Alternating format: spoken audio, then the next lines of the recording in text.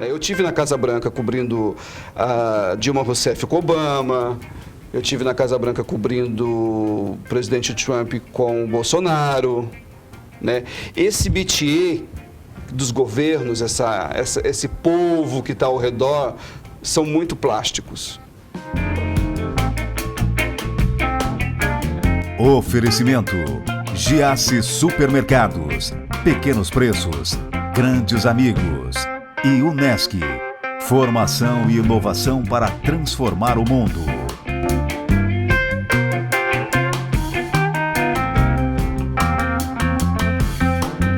Olha, o cara é cineasta e mora em Nova York, trabalha com televisão e deu uma passadinha aqui no Manos Talk Show de férias no Brasil, Ives Goulart. De férias no Brasil, de férias aqui. Todo ano? Você dá uma voltinha pra cá? Quando a Record me libera aí pra gente tirar férias, né? Porque nos Estados Unidos você sabe que a lei trabalhista são só 2 semanas de férias. Então eu negocio, né? Tenho muita folga, porque faço muitas horas extras. E aí eu pego, às vezes, um pouco das folgas e um pouco de uma semana de férias e faço as minhas férias. Mas nesse momento eu estou de férias. Ô Ives, por que você decidiu ir para Nova York? Porque Nova York sempre esteve no meu imaginário como uma cidade de ponte para o mundo. E lá você lá tem a oportunidade de falar todas as línguas, de se expressar.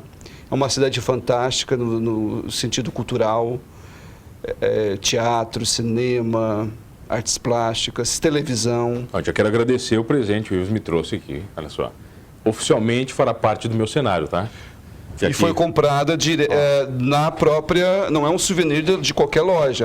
É um souvenir na próprio parque onde é a Estátua da Liberdade. Oficial o negócio. O que mudou em você morando em Nova York? De que talvez o mundo pertence a todos nós. E eu acho que quando a gente é imigrante, a gente percebe que o mundo pertence a todos nós e todos nós podemos ter o direito a esse mundo. Você deixa de ter aquele complexo de vira-lata, né? Que o Nelson Rodrigues falava, que o brasileiro tem um complexo de vira-lata, e você passa a ser, na verdade, e começa a perceber em você mesmo que você é mais um ser humano no mundo em busca dos seus sonhos. E Nova York me proporcionou isso, uma compreensão maior do humano. Morar em Nova York te fez trabalhar mais ou menos? Não entendi a pergunta. Trabalho, complexidade, entendeu? Você tem que produzir muito mais em Nova York? Eu acho que Nova York é uma cidade de muita competitividade e lá estão os melhores. Você não sobrevive sendo meio, você tem que ser inteiro. Você trabalha com gente do mundo todo, cara? Você trabalha para a Record Internacional, é Sim. isso? Há quanto tempo? Eu trabalho há 4 anos. E já trabalhava aqui no Brasil? Não, eu trabalhei 4 anos no SBT, 2 anos na TV Globo e 4 anos na Record. Na verdade, vai fazer 4 anos agora esse ano. E o que você faz na Record para eles? Eu sou câmera. Cameraman? Cameraman, mas eu não aperto o REC. Você é câmera que não aperta REC? Não. Tá, mas vamos lá. Eu faço um conceito. Eu sou um diretor de fotografia. Eu sou um repórter cinematográfico. Então, quando eu vou para a rua gravar, minha fotografia ela tem um propósito de ser. Eu sou formado em cinema. Minha formação é cinematográfica. Então, eu não sou simplesmente enquadrar ou fazer luz. Eu tenho um conceito. Então, por exemplo, a repórter, às vezes, escreve o texto dela em cima das imagens que eu estou apresentando. Entendi, não é o contrário. Não é o contrário. Às vezes ela pede coisas que ela quer e eu vou em busca. É um desafio para mim. Mas, às vezes, eu também trago para a repórter as imagens que eu captei na rua. Produz todo dia, Ives? Ou não? Como é que funciona essa rotina? A gente trabalha um pouco com agência, né? Reuters, essas agências importantes internacionais. E às vezes a gente faz, a maioria das vezes faz produção própria mesmo, na qual eu assino as imagens. Tanto é que quando tem lá imagens e vigular, é porque 90%, 95% do material foi eu que gravei. Você sai captando imagens? Não, não é? Eu recebo a pauta e conceituo aquilo. O que a gente precisa de imagens para contar essa história? A repórter tem o texto, tem a entrevista, Mas o que eu tenho além disso para contar a história?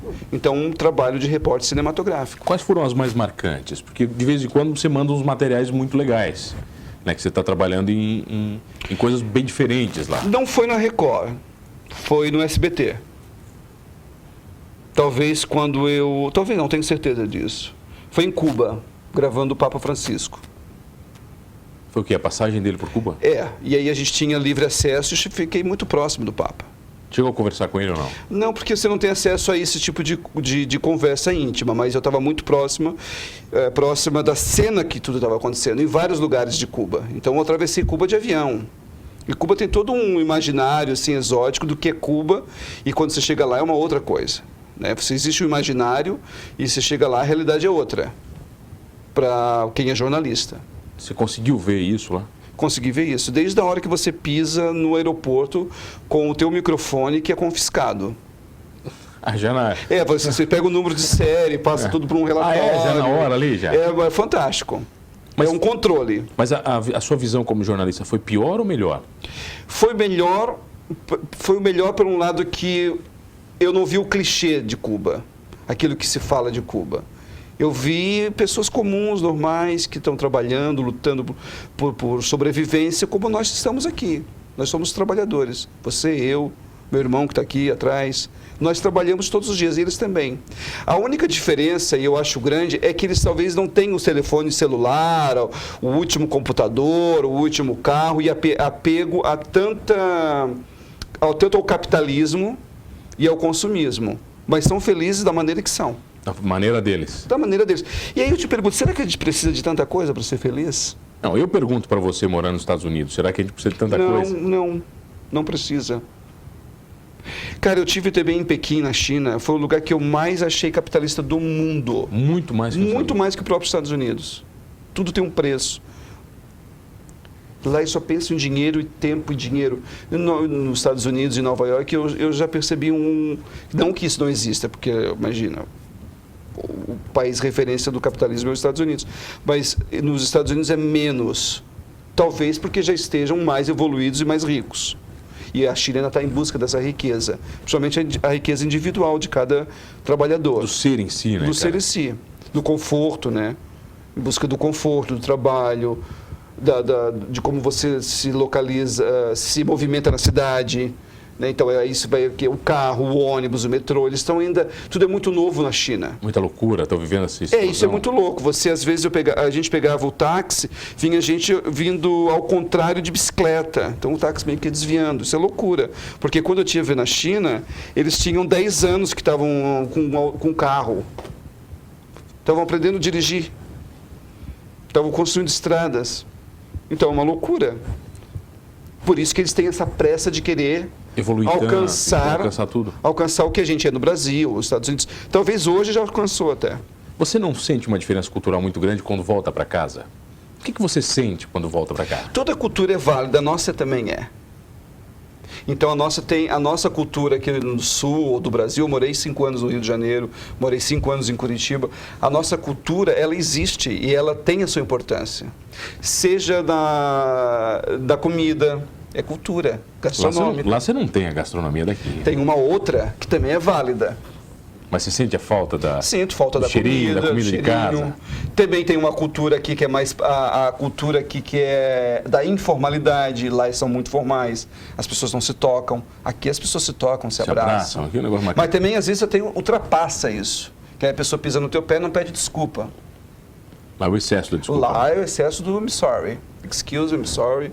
Direto. Aqui não, eles pisam no teu pé e tá tudo bem. Ele não pisou porque queria. Foi sem querer, aqui. Então não precisa pedir desculpa. Tá beleza, né? Tá tudo bem. Tá tudo certo. Lá não, eles pedem desculpa por qualquer coisa. Aí às vezes também pode ser over, né? Quer dizer, exagerado. Pode ser não verdadeiro também. Isso é cultura, né? Cultura do comportamento. Então o que eu quero dizer com que a nossa cultura é válida, mano, é que não existe uma cultura melhor ou pior que a outra. Todas fazem parte do movimento humano. Antes da gente entrar no ar, você estava relatando que você colocou um microfone na Whoopi Goldberg. Isso. Okay? Como é que você faz para separar o Ives, que é fã de alguém, quando você encontra um grande artista? Às vezes eu não da tietagem. consigo. Não. Tieta mesmo, cara? Não tem problema? Não, eu fico discreto e jogo o meu charme, assim, no olhar. Ah, é? Só pro cara... Não, no olhar, no humano, na carne e no sangue. Que O cara todos sente que você gosta a pessoa dele? sente, é no olho, mano. Não tem mentira. Isso aqui, essa televisão, isso aqui denuncia tudo. Não dá, cara? Não E aí dá a pra pessoa esconder? percebe, não percebe, a pessoa percebe na hora, não tem como esconder. Você tem que ser verdadeiro. A minha experiência com ela foi muito simples. Eu fui colocar o microfone e falei, eu gosto muito do seu trabalho. E ela falou assim, quer fazer uma foto? Deu uma travada, Sim, mas assim. é que eu esqueci o telefone lá fora, tipo, fora aqui do ambiente de gravação. Vai buscar. Fui buscar na hora, fiz a foto, fiz Uma selfie com uma ela? selfie. Ela viu, falou, vamos mais outra. Acho que a gente pode fazer melhor. Fizemos 2 fotos. Imagino que você encontrou E era uma vários outros. fila, porque era uma fila de entrevistas do calendário Pirelli 2018. A gente era o quê? A 4ª TV. Tinha outras TVs esperando. Ela parou tudo para fazer a foto. Para você ver o quanto querida e fofa e humana, normal foi. E Mas você encontrou várias pessoas não tão humanas no caminho. Você imagina ou não? Ah, sim. Acaba se deparando Principalmente com elas. quando... Eu acho que quando você cobre mais política. Ah, é? Você viu? Pessoal mais artificial? Eu acho que mais preocupado por uma aparência assim, do que quer se mostrar para com o outro. Né? Eu tive na Casa Branca cobrindo a Dilma Rousseff com Obama, eu tive na Casa Branca cobrindo o presidente Trump com o Bolsonaro. Né? Esse métier dos governos, esse povo que está ao redor, são muito plásticos para proteger o presidente. Mas é difícil esse trabalho ou é tranquilo? O A meu... sensibilidade, o seu trabalho é tranquilo nesses E momentos? às vezes ele é tranquilo, às vezes é tenso. Porque você trabalha com 1000 coisas. Você trabalha com o som, você trabalha com a fotografia, com a luz, com interferências de fora. Às vezes você tem uma chance só de fazer uma imagem. Uma chance. Já perdeu muita imagem, cara? Já Não, perdeu porque eu um sempre momento? tenho um backup que é GoPro. Sempre tem alguma coisa. Sempre eu tenho uma GoPro, alguma coisa. E eu já vou filmando junto aí. filmando junto. E eu tenho um telefone bom. Às vezes, eu já fiz matéria com telefone celular. Que foi pro ar. E foi o que salvou. Foi pro ar. Vamos falar disso na volta, pode ser? Pode ser. Eu tenho o prazer de receber ele, que é cineasta, o cara mora em Nova York, trabalha para Record, Internacional e Visgularte. Rapidinho.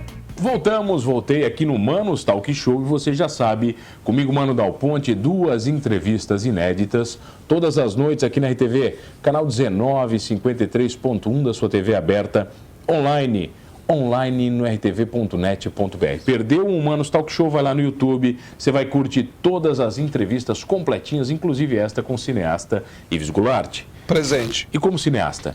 Como cineasta, é meu hobby, né, hoje. Você tem alguns filmes já, tem algumas produções. Eu tenho alguns curtas, né?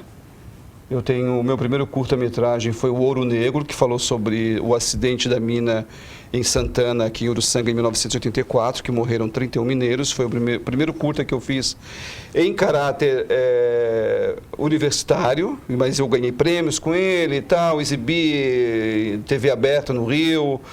E ali eu percebi que a minha maneira de se comunicar, de se expressar era através do audiovisual. E dali em diante eu fiz outros projetos. Eu fiz o filme do Francisco de Assis, Uma Lição de Vida, que foi meu último trabalho. O Além da Luz, que é um filme sobre deficientes visuais também, que exibi na China, por isso que eu estive na China. Exibi na África, exibi no Congresso Nacional em Brasília, ao lado de Maurício de Souza. Exibi na ONU, em Nova York, e na Unesco, em Paris. O Além da Luz é um filme muito sensível, que fala histórias sobre 7 cegos, e desses 7 cegos, 2 não são catarinenses. Uma é a professora Glorinha, que é uma doutora em literatura e é cega e dá aula no Instituto Benjamin Constant, no Rio de Janeiro. O outro é um músico baterista que mora em Nova York, Vanderlei Pereira, brasileiro, casado com uma americana. E os outros cegos desses 7 são aqui de Santa Catarina, e o Francisco, o Daltoé, são aqui de Criciúma, Cocal, Uruçanga. Fazer um material como esse muda a tua vida? Muda. Muda porque não tem como você não entrar numa história dessa e ela não te tocar. A sua percepção de mundo? Percepção de mundo, sensibilidade, menos egocentrismo, mais uma vida voltada para o outro, pensa menos em você, mas pensa mais no coletivo. Muda, a arte muda você, a arte é transformadora. Como é que é você como diretor? É um Ives diferente? É uma boa pergunta. Isso aqui é uma terapia? Pode ser, considera. Te solta, vai. Esse tipo de pergunta. Ué. Como é que eu sou como diretor? Porque Eu sou muito centrado no meu trabalho, eu levo muito a sério. Muito a sério. Como se aquilo fosse a minha oportunidade única de contar aquilo. Eu não abro mão da qualidade. Mas percebo que dentro da tecnologia há uma qualidade a ser perseguida. Eu faço um filme hoje em HD. Quando eu lançar ele, já tem o 7K. Já foi, né? E o 9 chegando. Já foi. Já. E aí, como é que eu faço desse filme, desse material que eu gravei em HD? Eu respeito, porque ele faz parte de um movimento HD de uma época que eu gravei. Você tem que ver ele com os olhos daquela época. Daquela época. Inclusive, materiais riquíssimos feitos em VHS. Pode se transformar num filme. Porque está na linguagem, na edição, você contar a história. E o formato vai te ajudar com a textura daquele material, uma textura em VHS ou em película, mostrar que aquela época aquilo fazia parte da história daquele momento. O que eu estou fazendo com o filme do Aldo Baldin, Uma Lição de Vida, que é um tenor brasileiro, nascido em Uruçanga, gravou 100 discos, Nossa. ganhou o Grammy em 1981, foi considerado o terceiro maior tenor do mundo e tem um acervo enorme na Alemanha, na TV alemã, que eu estou trazendo para o filme. E um acervo enorme de fitas de VHS gravado pela esposa em casa, ele com as filhas cantando em casa no piano. E esse material todo eu estou montando um documentário, que vai ser um longa, e eu vou usar essa textura como fonte de história da própria história. A textura que eu digo do filme, do material de arquivo. Quando é que fica pronto? Tem previsão? Eu gostaria que fosse o ano que vem. Ou melhor.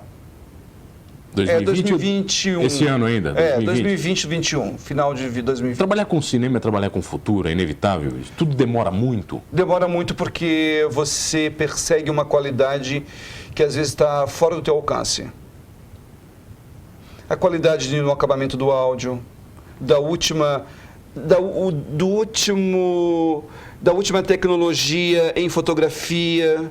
Mesmo que você tenha usando material antigo, você quer corrigir essa fotografia. Ou às vezes um efeito visual, de passagem de tempo, de um efeito que vai de uma cena para outra. Cada época tem uma modinha. Então, de que forma eu coloco isso na edição que não fique piegas parecendo casamento? Faz fita de casamento? Não pode. Então, esse é um desafio para você. Como é que você enxerga o cinema hoje? Você como cineasta, como é que você enxerga o modelo atual de cinema?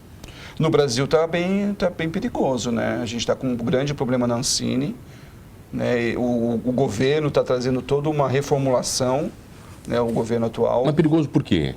Perigoso porque eu acho que o cinema é uma maneira de expressão que ela não pode ser censurada.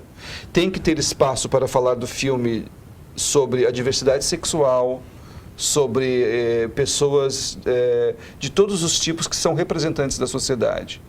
Pessoas, raças, religiões e credos e tudo.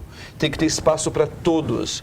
Isso não pode passar por uma curadoria de um governo que venha dizer o que pode e o que não pode. Aí isso, para mim, é retrocesso. Lá fora isso não existe? Com o dinheiro público, depende. É diferente? Depende. Porque eu acho que eles estão mais em busca de uma qualidade técnica, de uma qualidade do que esse filme... Qual é o propósito do filme? Qual é o propósito do projeto? Atingir quantas pessoas com esse projeto? O Brasil está caminhando também para que a gente possa ter isso muito claro, né? Qual é o objetivo do cinema brasileiro hoje?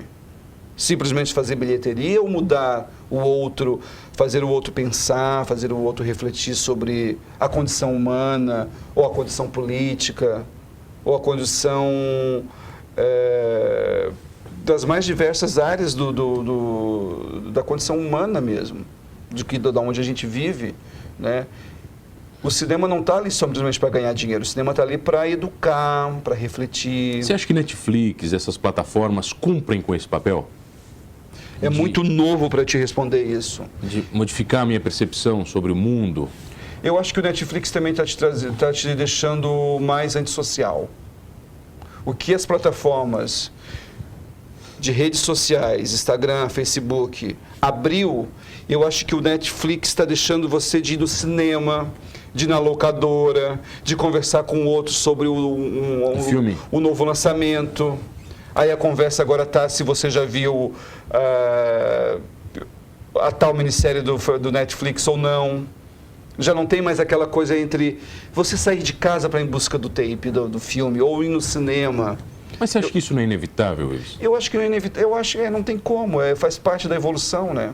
É a mesma coisa que você sair do homem que anda de carroça para andar de carro, né? Não tem como. Não dá para lutar contra isso? Não tem como lutar contra isso. Agora, e cada vez mais no celular, né? Mas o que você pode, como cineasta, é mudar a minha realidade, né? Fazer eu enxergá-la de uma maneira diferente. Eu acho que é uma pretensão enorme, né? Assim, eu acho que as pessoas estão muito conectadas no mundo inteiro, todo mundo tem muitas ideias. Eu acho que quanto mais você trouxer para o cinema uma coisa mais verdadeira, orgânica, carne e sangue, de verdade, você pega o público. Um filme que mudou a tua vida? Você lembra de alguma, tua referência? Forrest Gump. Mudou tua vida? Mudou. Mudou minha vida, Forrest Gump. Esse personagem que o Tom Hanks interpreta, né, lúdico, assim, percorre todos os lugares dos Estados Unidos e da parte da história. Eu acho que eu me identifico muito com isso também. Porque... E um filme que você gostaria de ter feito? Um filme que eu gostaria de ter feito... Se você pudesse ter sido diretor desse filme, qual seria? Qual que representa você? Ô, mano, você é ótimo entrevistador, hein? Ah, mas não é, cara. Eu quero saber. É profundo aqui. É, mas tem que ser profundo. Mas eu falo pra você, um filme que mudou a minha vida, Poderoso Chefão. Eu vi tantas vezes esse filme que eu não sei porquê, cara. Talvez você se identifique com todo o conflito, Marlon Brando e... Eu adoro a linguagem você é italiano? É, pode ser. Tá aí. Mas sabe a linguagem do filme, sabe? A linguagem maravilhosa. Linguagem, né? A mistura do tédio com a loucura. O filme ele traz muito isso, né, cara? Um conflito. Mas você não foge da minha pergunta, vai. Não foge da minha pergunta, vai. Um filme que talvez... Um diretor que você se identifica muito, vamos lá. Walter Carvalho, Nelson Pereira dos Santos, os brasileiros. Os brasileiros. E do mainstream, vai, do grande cinema, de Hollywood. De Hollywood, Alfred Hitchcock. Eu gosto muito do mistério. É, você tem uma linha bem similarzinha, né? É um mistério, né? Um mistério. O que há entre o céu e a terra, né? É um mistério. Se você consegue transformar isso em imagem, né? Como o Hitchcock fez, através de uma filmografia maravilhosa, trazendo todo esse mistério, né? Não é filme de terror, é um filme de mistério. Mistério é agora saber quando é que você volta, né? Você volta quando pro Brasil? É final desse ano. Sempre? Final de 2020, Natal, final de ano você está aqui? Final do ano Natal eu estou aqui. Então vamos combinar o seguinte, se eu for a Nova York a gente come uma pizza, pode ser? A gente come uma pizza e de repente a gente pode fazer um programa lá. Programa? Por que você não pode fazer um programa em Nova York andando comigo? Aí sim, hein? Aí seria maravilhoso. É. Eu jogo o desafio aqui. Então, vamos aceitá-lo. 2020 é um bom ano para realizações. Mas eu vou te responder o filme que talvez eu gostaria de ter feito. Lavoura Arcaica. Não faço ideia que filme é esse. É um filme brasileiro maravilhoso. Bom? Bom. Tenho que assistir? Tem que assistir, Lavoura Arcaica. Feito, então. Ives Goulart, que prazer te receber, meu bruxo. E eu que te agradeço pela oportunidade de falar com esse público que não é mais de Criciúma, né? Que bom. Do mundo, né? É um público do mundo, né? Através das redes sociais. E Criciúma é uma cidade, assim, que eu tenho muita paixão, muito carinho. Foi onde eu passei parte da minha infância. Criciúma sempre foi a nossa referência. Porque a gente que mora ali em Uruçanga, Siderópolis, Lauro Miller, Orleans... Criciúma é a cidade grande. É a cidade onde tem um shopping, onde tem um cinema. Criciúma é aquela cidade que a gente vai para sonhar. Você vinha para ver cinema? Muito. No Shopping Della Justina. Muito. Muito filme. Você via muito filme? Eu vi aqui... A entrevista voltou, né? Eu vi começou de novo, né? Eu vi aqui Esqueceram de Mim. O primeiro filme que eu me lembro de ver no cinema foi ET. O meu foi o Super-Homem. O primeiro Superman? Superman. 1979, meu pai levou e hoje eu moro na cidade onde se passou esse filme. E eu vejo justamente os prédios aonde foi filmado. Isso é maravilhoso, prédio né, da cara? ONU. Isso é maravilhoso. Aqui é o prédio do Super-Homem. É maravilhoso. Você mora na cidade do Homem-Aranha, né, cara? Some do Homem-Aranha. Bom demais. Você sabe, mano, que eu tive essa sensação quando eu cheguei em Nova York, que eu estava dentro de um filme sem legenda? Porque você vive muito em Nova York. Drive, né? todos esses filmes americanos que se passam em Nova York, eu estava dentro de um filme sem legenda, porque eu estava aprendendo inglês. Cara, eu revi Taxi Drive esses dias. E é incrível. É uma aula de cinema esse É um filme. negócio incrível, É uma cara. aula de cinema, é maravilhoso. Ives Goulart, que prazer. Prazer é meu, obrigado. Bom demais te receber. Obrigado a você que está comigo todas as noites. Não esqueça de uma coisa, gostando ou não de cinema, somos todos humanos. Oferecimento: Giasse Supermercados, pequenos preços, grandes amigos. E Unesc, formação e inovação para transformar o mundo.